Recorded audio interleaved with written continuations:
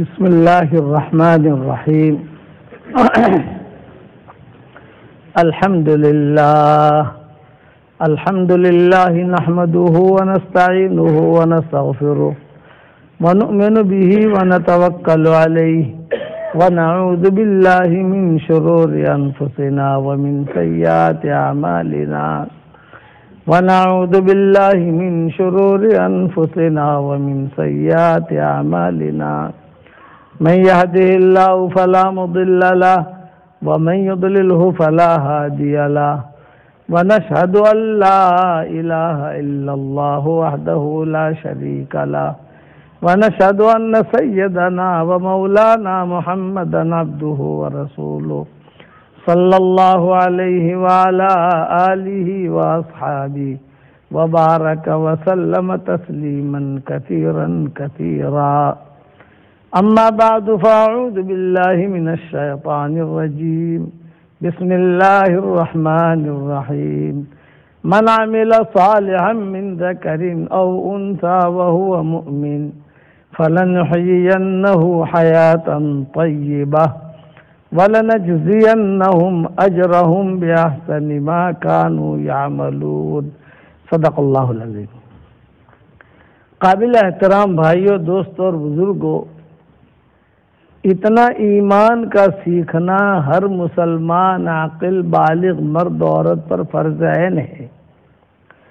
جو ایمان مسلمان کو حلال پر کھڑا کر دے اور جو ایمان مسلمان کو حرام سے روک دے، اتنا سیکھنا فرض عین ہے۔ جیسے عشاء کی نماز فرض عین ہے، فجر کی نماز فرض عین ہے کہ اس کے بغیر چارہ کارا نہیں۔ تو علماء نے لکھا ہے کہ اتنا ایمان کا سیکھنا کہ جو مسلمان کو حلال پر کھڑا کرے اور حرام سے روکے، وہ اندر کی کیفیت ہوتی ہے، اتنا سیکھنا فرض عین ہے۔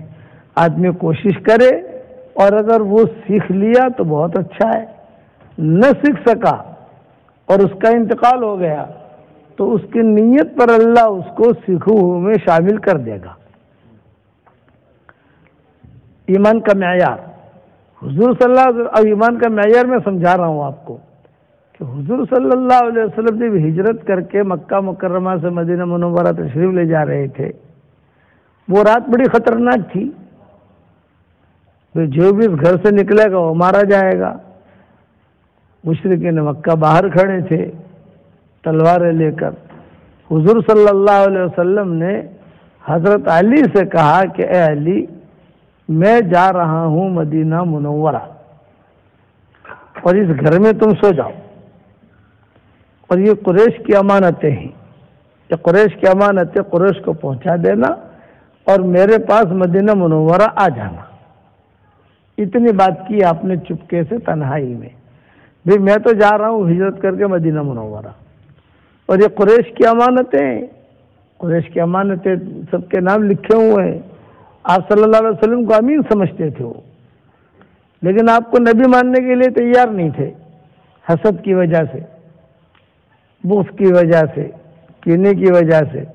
تو آپ نے فرمایا بھئی یہ سارے قریش کی امانتیں، ابو جہل کی امانت یہ ہے، ابو لہب کی یہ ہے، اخنس ابن شریک کی یہ، فلاں کی یہ نام لکھے ہوئے تھے کہ بھئی یہ اس کی امانت ہے، ان کی امانتیں پہنچا دینا اور مدینہ منورہ آ کر میری ملاقات کرنا۔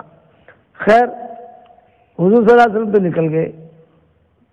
وَجَعَلْنَا مِن بَيْنِ أَيْدِيهِمْ سَدًّا وَمِنْ خَلْفِهِمْ سَدًّا فَأَغْشَيْنَاهُمْ فَهُمْ لَا يُبْصِرُونَ پڑھتے ہوئے حضور دم کرتے ہوئے نکل گئے۔ مشرکین مکہ کو پتہ ہی نہیں چلا کہ کون نکلا، کیا ہوا کیا نہیں ہوا۔ وہ صبح کا انتظار کر رہے تھے وہ لوگ کہ صبح میں کون کو نکلے گا یہاں سے، اور دروازہ تو ہے نہیں۔ گھر کے 3-4 دروازے ہو تو آگے سے ہو سکتا ہے نکل جائے، دانے سے نکل جائے، پیچھے سے نکل جائے۔ آپ صلی اللہ علیہ وسلم کا گھر کا تو دروازہ ایک ہی تھا، یہی سے نکلے گا آدمی۔ صبح ہوئی، حضرت علی نکلے، حضور صلی اللہ علیہ وسلم تو نکلے نہیں۔ تو وہ پہچانتے تھے کہ یہ تو علی ہے۔ انہوں نے گھر میں آ کر دیکھا کہیں چھپے ہوئے ہوں، کہیں چھپے ہوئے تھے نہیں، حضور صلی اللہ علیہ وسلم تو نکل گئے۔ اب یہ سوچنا پڑ گیا کہ بھئی یہ حضور گئے کہاں، دروازہ تو یہی ہے، گئے کہاں؟ اللہ کا نظام تو جس کے دل میں ایمان نہیں ہوتا وہ اللہ کا غیبی نظام نہیں سمجھ سکتا، اور جس کے دل میں ایمان ہوگا وہ اللہ کا غیبی نظام سمجھے گا کہ اللہ نے میرے ساتھ کیا غیبی نظام کیا ہے۔ خیر حضرت علی نے کہا بھئی یہ تمہاری امانتیں لیتے جاؤ، وہی مارنے والے تھے اور انہی کی امانتیں گھر میں رکھی تھی۔ بھئی تمہاری امانت، ابو جہل یہ تمہاری امانت لے لو، فلاں کی لے لو، فلاں کی لے لو۔ ارے بھی امانت تو لیں گے، پیسے تو ملیں گے، لیکن محمد کہاں گئے؟ گھر میں تو میں ہوں، میرے علاوہ تو کوئی ہے نہیں۔ خیر قصہ ہو گیا۔ حضرت علی رضی اللہ تعالیٰ عنہ اپنے وقت پر، میں ایمان سمجھا رہا ہوں، اپنے وقت پر مدینہ منورہ پہنچے۔ جب مدینہ منورہ پہنچے تو صحابہ نے پوچھا یا علی بین امامنا احوال تلک اللیلہ التی ترکک رسول اللہ صلی اللہ علیہ وسلم فی بیتی۔ علی اس رات کا قصہ بیان کرو جس رات میں حضور صلی اللہ علیہ وسلم نے تم کو اپنے مکان میں ٹھہرایا تھا۔ شاید پوری رات تمہیں نیند نہیں آئی ہوگی، ڈر کے مارے، ڈر کیا کہ سب نکلوں گا تو ماریں گے مجھے، جو نکلے گا وہ قتل کیا جائے گا۔ وہ رات میں کیسے گزری تمہاری وہ رات؟ تو حضرت علی نے کہا خدا پاک کی قسم اس رات میں اتنا اطمینان سے سویا ہوں کہ اب تک نہیں سو سکا، بہت سکون سے، چین سے، اطمینان سے سویا ہوں۔ تو صحابہ نے پوچھا سکون کی کوئی چیز تو تھی نہیں؟ بہت ڈر تھا۔ بیوی سکون کی چیز ہوتی ہے، رشتہ دار سکون کا چیز ہوتا ہے، ماں سکون کی چیز ہوتی ہے، بھائی ہوتا ہے، کوئی پڑوسی ہوتا ہے، کوئی بھی نہیں، وہاں تو بار تلوار تھی، سکون کیسے ملا؟ اس پر حضرت علی نے ایمان والی بات کی۔ یوں کہا حضور صلی اللہ علیہ وسلم کی زبان سے جملہ نکلا تھا مدینہ منورہ آ کر میری ملاقات کرنا، وما ينطق عن الهوى ان هو الا وحی یوحی، نبی کی زبان سے جو جملہ نکلتا ہے وہی ہوتی ہے۔ آپ نے کہا تھا مدینہ منورہ آ کر میری ملاقات کرنا، تو مجھے یقین تھا کہ آج کے رات میں ملک الموت میری روح قبض نہیں کر سکتا، مدینہ جاؤں گا پھر میری موت آئے گی۔ یہ ایمان، آج ہمارا ایمان ایسا ہے، نبی کی بات پر یقین، اللہ کی بات پر یقین۔ حضرت عبداللہ بن مسعود رضی اللہ تعالیٰ عنہ کے انتقال کا وقت قریب آیا۔ ان کی بیٹیاں بہت تھیں حضرت عبداللہ بن مسعود کی، اور غربت تھی، ان کے یہاں زیادہ مال نہیں تھا، لیکن دین بہت تھا، یعنی اتنا اونچا درجہ حضور صلی اللہ علیہ وسلم نے دیا کہ عبداللہ بن مسعود میری امت کے بارے میں تو جو پسند کرے گا میں اسے پسند کروں گا۔ یہ ہمارا فقہ حنفی ہے نا، فقہ حنفی، یہ فقہ حنفی زیادہ تر عبداللہ بن مسعود کی حدیث سے چلا ہے۔ اور غربت بہت تھی گھر کے اندر، بڑے قصے ہوتے تھے۔ ان کی بیوی کا نام زینب تھا، عبداللہ بن مسعود کی بیوی کا نام تھا۔ ایک مرتبہ حضور صلی اللہ علیہ وسلم نے جو ہے سب عورتوں کو جمع کیا، اور جمع کر کے حضور صلی اللہ علیہ وسلم نے فرمایا کہ ابھی عورتیں جو ہے تم صدقہ کیا کرو، اس لیے کہ میں نے تم کو جو ہے جہنم میں بہت دیکھا ہے، بہت عورتوں کو جہنم میں دیکھا ہے، اس لیے کہ شوہروں کی ناشکری بھی کرتی ہو، خیر خیرات بھی نہیں کرتی، اگر جہنم سے بچنا ہے تو خیر خیرات کرو۔ اب عبداللہ بن مسعود کی بیوی کہتی تھی میں خیر خیرات کیسے کروں؟ عبداللہ بن مسعود تو جو دبلے، ان کی پنڈلیاں بہت پتلی تھی، عبداللہ بن مسعود کی یہ پنڈلیاں جو ہے نا بہت پتلی تھی، کچھ کام کر نہیں سکتے تھے، یعنی جیسے کام کرنا ہو ایک آدمی دوڑے بھاگے یہ کرے، وہ ان میں نہیں تھا، لیکن اللہ تعالیٰ نے مقام ان کو بہت اونچا دیا تھا۔ تو یہ جب عبداللہ بن مسعود گھر پر آئے تھی، بیوی جو ہے وہ لڑ پڑی عبداللہ بن مسعود سے، اور یہ کہا کہ آج حضور نے صدقہ کرنے کا کہا ہے، خیر خیرات کرنے کا کہا ہے، تو میں کہاں سے خیر خیرات کروں؟ بھئی میں ہی کماتی ہوں، میں ہی مدینے والوں کے برتن مانجتی ہوں، ان کے جو کپڑے دھوتی ہوں، سارا کام کرتی ہوں، اور گھر کا خرچہ جو ہے برداشت کرتی ہوں، تم تو کچھ لاتے نہیں۔ اور یہ بیٹیاں، ان کی بیٹیاں بہت تھی عبداللہ بن مسعود کی، یہ بیٹیوں پر بھی خرچ کرتی ہوں، تو میں کہاں سے خیر خیرات کروں؟ وہ جب الجھی عبداللہ بن مسعود سے، تو عبداللہ بن مسعود کہتے تھے کہ مجھ سے مت الجھ، تو حضور کے پاس جا کر شکایت کر، مجھ سے بات مت کر، یہ مسئلہ ہے، میں نے تو یہ مسئلہ بتایا نہیں ہے تجھے، حضور نے بتایا ہے نا، تو حضور سے جا کے پوچھ، مجھ سے مت پوچھ۔ تو نے پردہ لی، برقع لیا، برقع لے کر جو ہے وہ چلی۔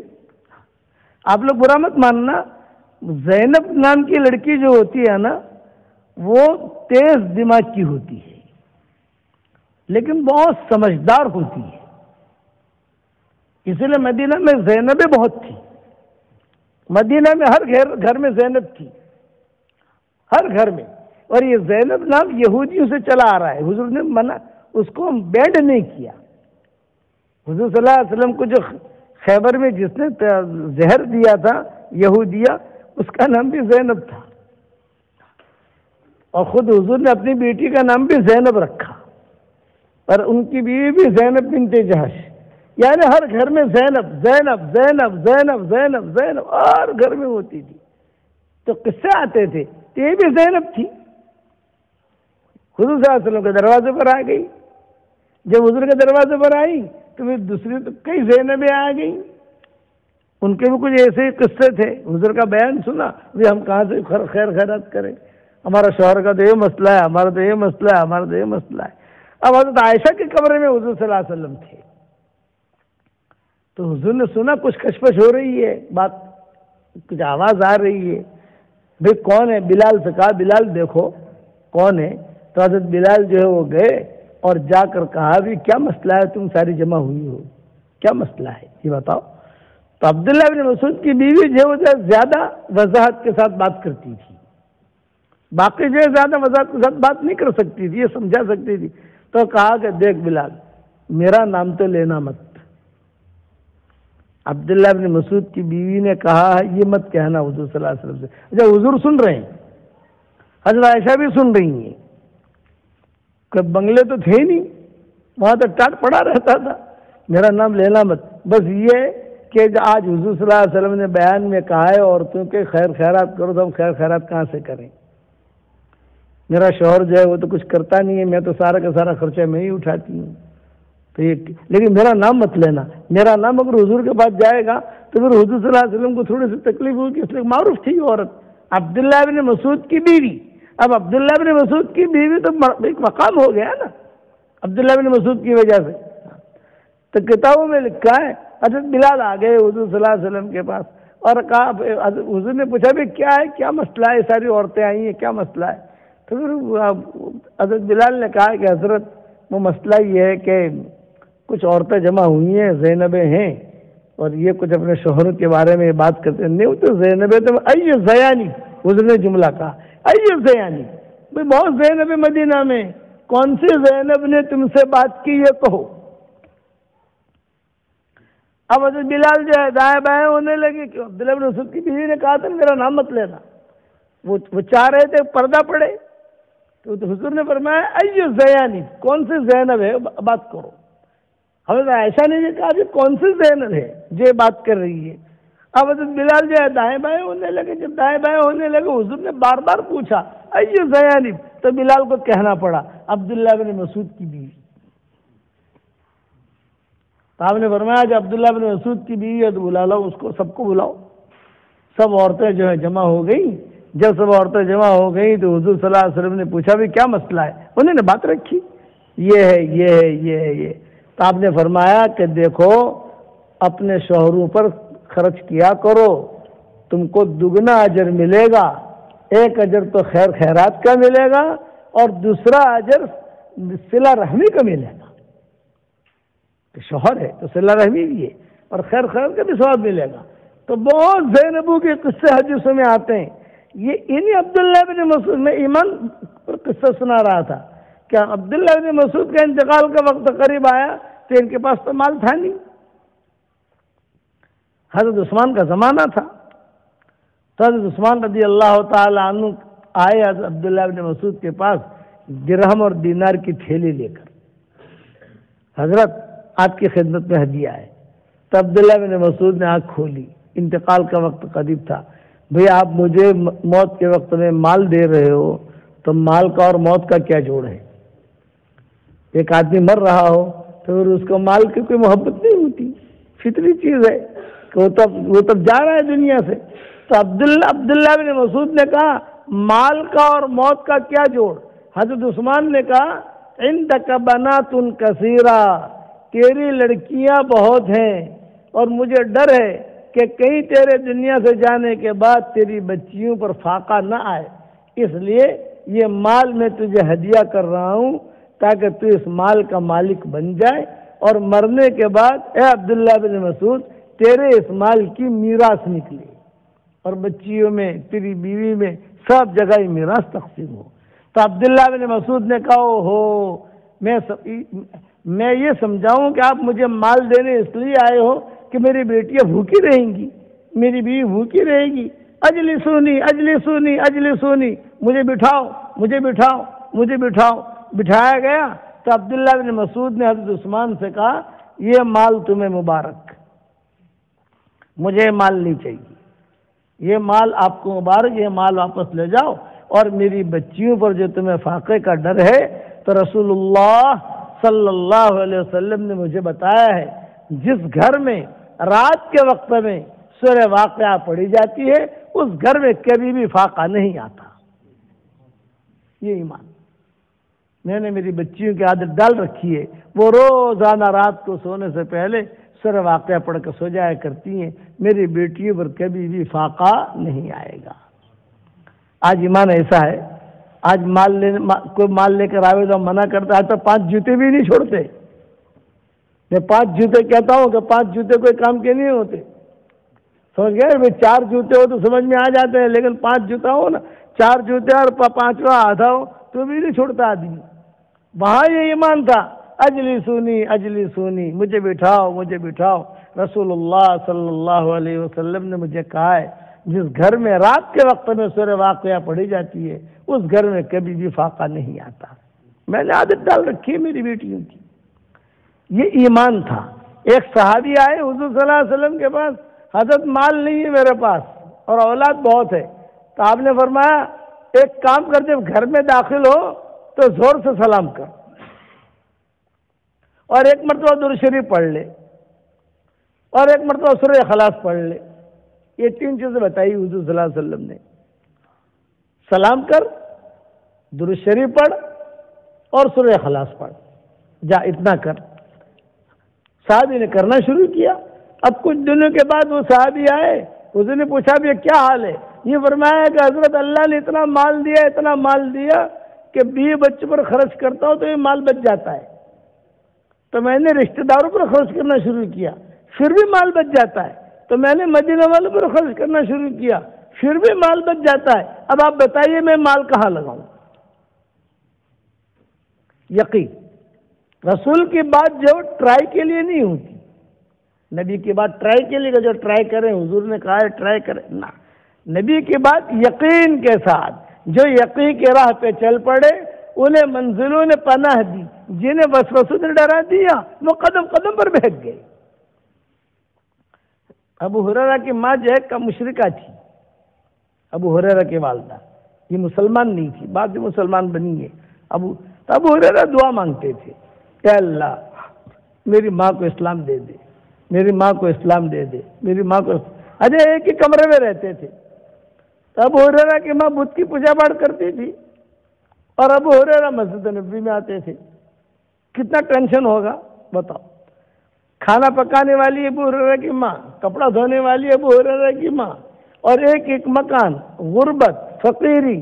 تو ابو ہریرہ کہتے تھے میں اس انتظار میں تھا کہ ایک مرتبہ اللہ کا نبی میری ماں کے لیے دعا کر دے، ایک مرتبہ۔ تو آئے ابو ہریرہ روتے ہوئے، حضرت میری ماں نے تو آج آپ کے بارے میں یہ کہا یہ کہا یہ کہا، میں بہت پریشان ہوں۔ آپ نے فرمایا تو فکر مت کر، میں دعا کرتا ہوں۔ حضور نے دعا کے لیے ہاتھ اٹھائے، اللہم اہد ام ابی ہریرہ، اللہم اہد ام ابی ہریرہ، اے اللہ ابو ہریرہ کی ماں کو ہدایت دے دے۔ بس اتنا جملہ کہا، ابو ہریرہ ہنستے ہوئے دوڑے، ابھی تو روتے ہوئے آئے تھے نا، ہنستے ہوئے دوڑے، ارے میں کہاں جا رہے، ہو گیا میرا کام، میرا کام ہو گیا۔ یقین، جو یقین کے راہ پہ چل پڑے انہیں منزلوں نے پناہ دی، جنہیں وسوسوں نے ڈرا دیا وہ قدم قدم پر بہک گئے۔ اب ہریرہ دوڑے دوڑے دیکھ ہو گیا میرا کام، ہو گیا میرا کام. عربی کیا ہوا کام؟ ہو گیا. سیدھے گھر گئے تو گھر کا دروازہ بند تھا. ماں نے سمجھ لیا کہ ابو ہریرہ آیا ہے تو ماں نے اندر سے کہا مہلن یا ابا ہریرہ، مہلن، ٹھہرے رہنا آنا مت، ٹھہرے رہنا آنا مت. پانی گرنے کی آواز آ رہی تھی. چھوٹا سا کمرہ تھا. غسل کر کے فارغ ہوئی، چادر بادر ٹھیک کی، بال ٹھیک کیے اور سب ٹھیک ٹھاک کر کے باہر نکلی، دروازہ کھولا اور کہا اشہد ان لا الہ الا اللہ واشہد ان محمد رسول اللہ. یہ یقین کہ اللہ کے نبی نے کہہ دیا، بات ختم ہو گئی. آپ نے فرمایا رات کو سوتے وقت میں کوئی آیت الکرسی پڑھ لے، فرشتہ آ کر اس کی مال کی، اس کی جان کی حفاظت کرے گا. یہ حدیثوں میں آتا ہے کہ ایک صحابی کہتے تھے میں آیت الکرسی پڑھتا تھا اور فرشتہ آ کر مجھے سلام کرتا تھا، میں اس کو سلام کا جواب دیتا تھا. یقین.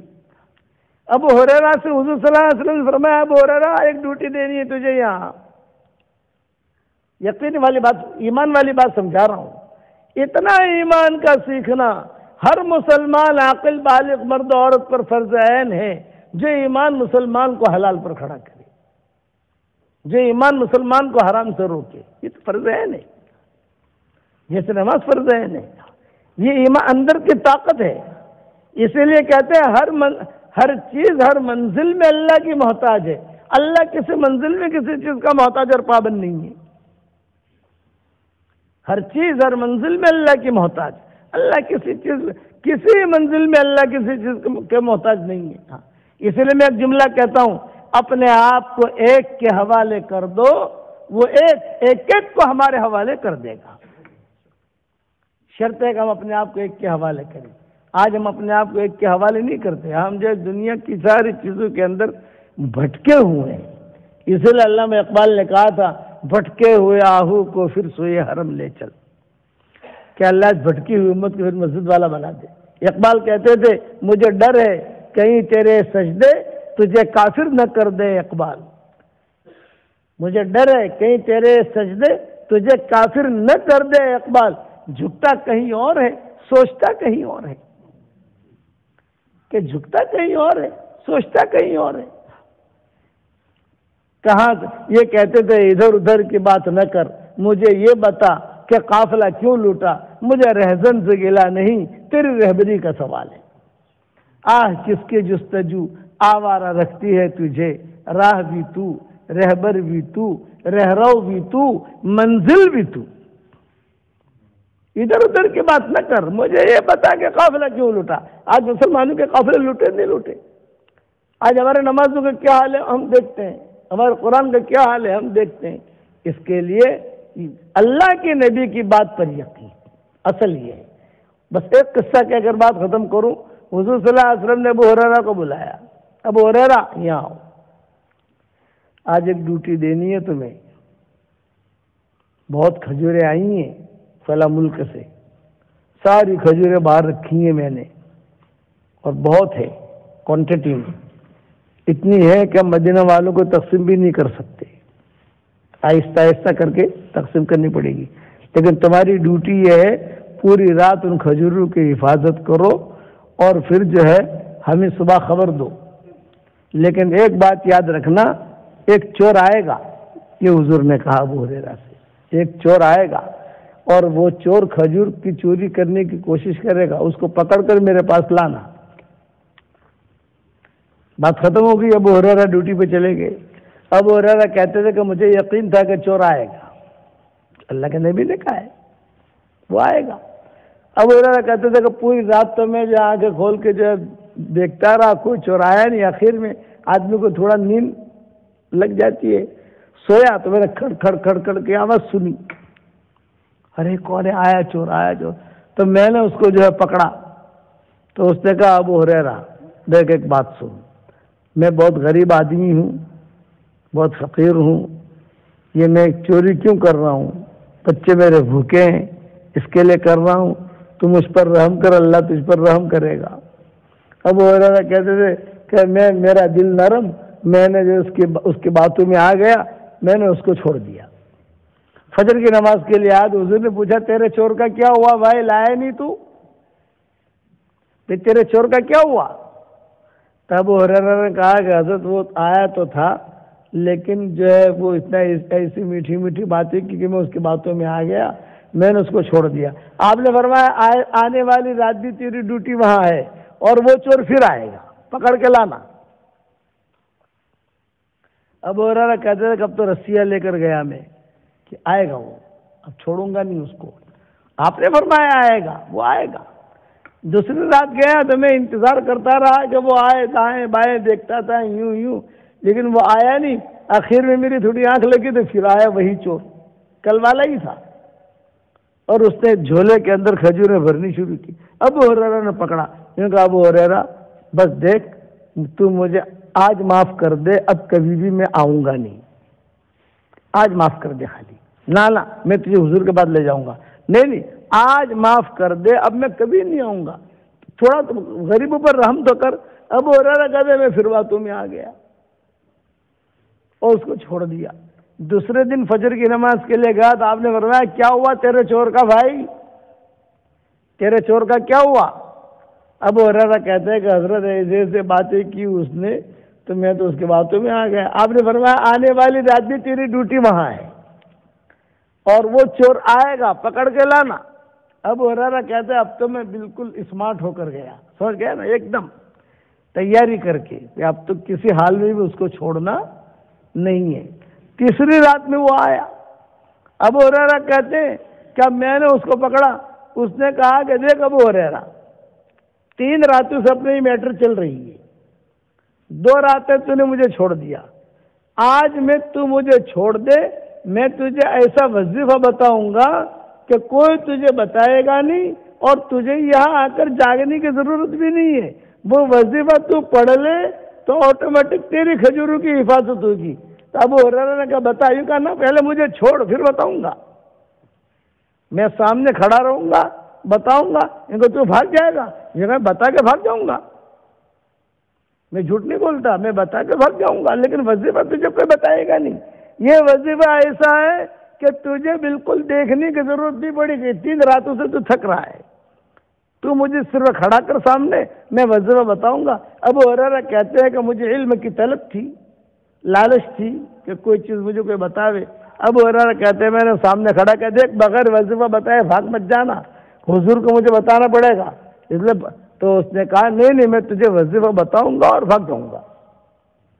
اچھا کھڑا رہ کر کہا کہ ابو ہریرہ 3 راتوں سے تھک رہا ہے، خواہ پریشان ہو رہا ہے، رات کو آیت الکرسی پڑھ لے، فرشتہ آ کر تیرے مال کی حفاظت کرے گا، یہ اس نے کہا، اور یہ کہہ کر بھاگ گیا۔ چوتھے دن حضور صلی اللہ علیہ وسلم کے پاس آئے، آپ نے فرمایا ارے ابو ہریرہ کیا ہوا تیرے چور کا؟ تو ابو ہریرہ نے کہا کہ تو آیا تھا اور یہ وظیفہ بتا گیا۔ تو آپ نے کیا کہا؟ وہ شیطان تھا لیکن بات سچ بتا گیا، تھا شیطان لیکن بات سچ بتا گیا۔ کبھی کبھی جو ہے بات کرنے والا شیطان ہوتا ہے، بات سچ صحیح بتاتا ہے لیکن بات کرنے والا، اسی لیے کہتے ہیں کہ شیطان بھی کبھی کبھی سچ بات بتا دیتا ہے۔ بخاری شریف کی حدیث ہے کہ تھا وہ شیطان لیکن بات صحیح بتا گیا۔ ابو ہریرہ کہتے تھے کہ مجھے یقین تھا اللہ کے نبی نے کہا ہے وہ آئے گا تو آئے گا، 3 دن تک آیا۔ اس لیے میرے بھائیو دوستو بزرگوں، اپنا ایمان مضبوط کرو اور اللہ سے مانگو، اے اللہ میرا ایمان مجھے ایسا ایمان دے، دعائیں آتی ہیں، اے اللہ مجھے ایسا ایمان دے کہ اس کے بعد کفر نہ ہو، اور ایسی ہدایت دے کہ اس کے بعد گمراہی نہ ہو، اور ایسی عزت دے کہ اس کے بعد ذلت نہ ہو، اور ایسی ترقی دے کہ اس کے بعد تنزلی نہ ہو۔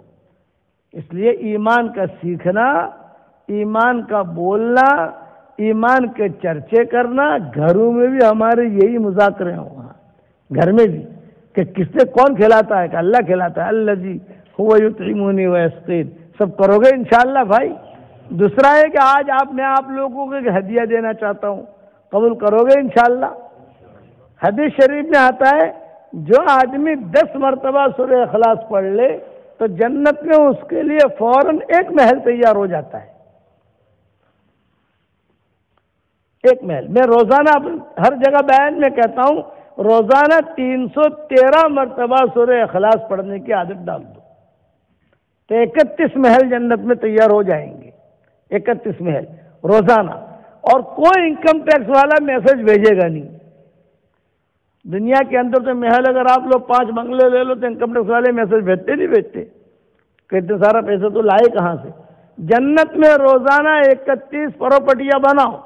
ڈربن میں پراپرٹیاں بہت بنائی اور ساؤتھ افریقہ میں پراپرٹیاں بہت بنائی. اب جنت میں پراپرٹی بناؤ. اس کا آسان جو حضور صلی اللہ علیہ وسلم نے بتایا حضرت عمر سے, عمر 10 مرتبہ سورہ اخلاص پڑھ, جنت میں ایک محل تیار ہوگا. حضرت عمر نے کہا تو 10 مرتبہ سورہ اخلاص پڑھوں, ایک محل جنت میں تیار ہوگا. تو حضرت میں تو جو ہے بہت محل بناؤں گا. آپ نے فرمایا جتنی طاقت ہو بنا, تیرے اندر طاقت ہونی چاہیے, تو بنا, جتنی طاقت ہو بنا. تو بناتے بناتے تھک جائے گا, اللہ دیتے دیتے نہیں تھکے گا. اس لیے میں سب جگہ کہتا آیا ہوں کہ کم سے کم 313 مرتبہ 24 گھنٹے میں آدمی سورہ اخلاص پڑھنے کی عادت ڈالے. الحمدللہ پڑھنے والے روزانہ 500 مرتبہ بھی پڑھتے ہیں, پڑھنے والے روزانہ 1000 مرتبہ بھی پڑھتے ہیں. اور اب تک کئی خواتین کی ہمیں خبریں آئیں کہ 10-10 لاکھ مرتبہ بھی انہوں نے کر لیا. ہمارے واٹس ایپ پر سبق چلتے ہیں نا, تو شکاگو کی ڈاکٹرنیاں ہیں, نیو یارک کی ہے, لاس اینجلس کی ہے, کہ ہم نے 10 لاکھ مرتبہ پڑھا, کسی نے کہا 6 لاکھ مرتبہ پڑھا. اللہ کا شکر ہے. اور اس کے بعد جو دعا مانگو گے اللہ آپ کی دعا قبول کرے گا. حدیث شریف میں آتا ہے ابو ذر غفاری بیٹھے ہوئے تھے حضور صلی اللہ علیہ وسلم کے پاس. حضرت جبریل نے کہا احاذا ابا ذر یا رسول اللہ, کیا یہ ابو ذر ہے؟ آپ نے فرمایا ہاں یہ ابو ذر ہے, لیکن جبریل تم کیسے پہچانتے ہو ان کو؟ تو حضرت جبریل نے کہا مدینہ والے ان کو اتنا نہیں پہچانتے جتنا ہم آسمان والے پہچانتے ہیں. فرمایا کیوں, وجہ کیا؟ فرمایا اس میں 2 خصلتیں ہیں. ایک یہ کہ اس کے اخلاق اچھے ہیں, دوسرا یہ کہ یہ روزانہ سورہ اخلاص بہت پڑھتا ہے. اس لیے اٹھتے بیٹھتے سورہ اخلاص پڑھنے کی عادت ڈالو. آخر میں یہ کہتا ہوں بے حساب مرتبہ سورہ اخلاص پڑھو اور بے حساب اللہ کی رحمتیں لو. کرو گے انشاءاللہ. یہ میرے وظیفے کا نام ہے جاندار, شاندار, مالدار, دیندار. ڈاکٹر نے مجھے پوچھا مولوی صاحب 10 لاکھ مرتبہ میں نے پڑھ لیا سورہ اخلاص, 1 ملین مرتبہ. مولوی صاحب کئی بھاڑو آپ سے کہ نہیں آ رہے, کوئی ارینجمنٹ آئے گا کہ نہیں وہاں سے؟ یعنی بنگلے ہیں تو انکم چاہتا ہے نا آدمی. میں نے کہا ابھی کرایہ تو نہیں آئے گا وہاں, لیکن 10 لاکھ مرتبہ تو نے پڑھا تو بہت سارے بنگلے ہو گئے. تو جنت میں جا کر انشاءاللہ مشورہ کریں گے کہ ان بنگلوں کا کیا کرنا ہے. کرایہ تو نہیں آئے گا وہاں پر, وہاں تو کوئی غریب جائے گا ہی نہیں, وہاں تو ہر ایک کون پراپرٹی ہوگی جنت کے اندر. اس لیے آپ حضرات سے بھی یہ درخواست کرتا ہوں کہ آپ اس کو پڑھنے کی عادت ڈالیں. پڑھو گے انشاءاللہ. دوسرا دعوت کا کام, بھی ہمارا دعوت کا کام سدا بہار ہے. جہاں پر بھی ہم جاتے ہیں تشکیل کرتے ہیں, بے اللہ کے راستے کی نقل و حرکت کرو. 3 دن کے لیے نکلو, 10 دن کے لیے نکلو, 1 چلے کے لیے نکلو, 3 چلے کے لیے نکلو, جیسے سہولت ہو آدمی کو. میں یہ نہیں کہتا کہ کل کے کل 3 چلے کے لیے نکل جاؤ, یہ نہیں کہتا, لیکن یہ کہ آدمی ترتیب بنائے, مسجد جماعت میں بیٹھے, ترتیب بناوے, اللہ کے راستے میں نکلے, 3 دن کے لیے نکلے اور 10 دن کے لیے نکلے. اب تو اندھے بھی اللہ کے راستے میں نکل رہے, اب تو گونگے بھی نکل رہے, اب تو بہرے بھی نکل رہے, اب تو لنگڑے بھی نکل رہے, اللہ کے راستے کی نقل و حرکت کر رہے 40 دن کے لیے 3. تو آپ حضرات سب نکلو گے انشاءاللہ. میں نام نہیں لکھا, سب تیار ہو کے نہیں نکلنے کے لیے بتاؤ. تو 313 مرتبہ پڑھو گے انشاءاللہ, اور اللہ سے مانگو کہ اللہ تو مجھے ایمان کامل عطا فرما. ایمان کامل ہوگا تو ہی وہاں پر چھوٹ ہوگی حشر کے میدان میں. ایمان اگر کچا پکا ہوا, فرمایا کہ خلاص وہاں کا بہت بڑا خطرہ ہے. اللہ تعالیٰ مجھے بھی عمل کرنے کی توفیق عطا فرمائے, آپ کو بھی عمل کرنے کی توفیق عطا فرمائے. دعا کر لو. اللہم لک الحمد کلہ ولک المن کلہ لک الشکر کلہ ولک الملک کلہ لک الخلق کلہ ولک الفضل کلہ وإليك يرجع الأمر كله يا رب صل وسلم دائما أبدا على حبيبك خير الخلق كلهم جزا الله عنا محمدا صلی اللہ علیہ وسلم بما هو اہلہ۔ اے اللہ ہمارے گناہوں کو معاف فرما، اے اللہ ہماری خطاؤں سے درگزر فرما، اے اللہ اس امت کو ظالم اور مظلوم بننے سے بچا لے، اے اللہ ڈربن کے مردوں کو بھی قبول فرما، ڈربن کی عورتوں کو بھی قبول فرما، یہاں کے ذرے ذرے کو قبول فرما، اے اللہ ہدایت کی ہواؤں کو چلا دے، اے اللہ میری تشکیل پر جو روزانہ 313 مرتبہ سورہ اخلاص پڑھنے کی عادت ڈالے، اے اللہ اس کے ساری دعاؤں کو قبول فرما، اس کے ساری حاجات کے غیر سے تکفل فرما، ہمارے یہاں ڈربن آنے کو تو قبول فرما، جو بھی بیانات طے ہوں ان میں خیر اور برکت کا معاملہ فرما، یسر کا معاملہ فرما، سہولت کا معاملہ فرما، اچانک کا خیر ہمیں نصیب فرما، اچانک کے شر سے تو ہماری حفاظت فرما۔